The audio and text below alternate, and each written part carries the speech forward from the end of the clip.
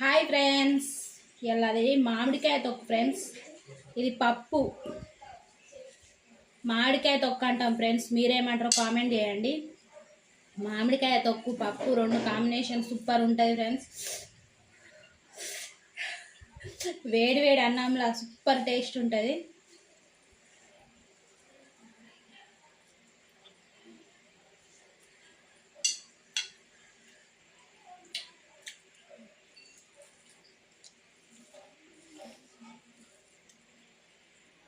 మామిడికాయ వక్క పుల్లగా ఉందండి. మస్తు పుల్లటి అయితేనే మామిడికాయ తొక్కు మంచిగా ఉంటుంది ఫ్రెండ్స్. మేమైతే మామిడికాయ తొక్క అంటాం, నిమ్మకాయ తొక్క అంటాం.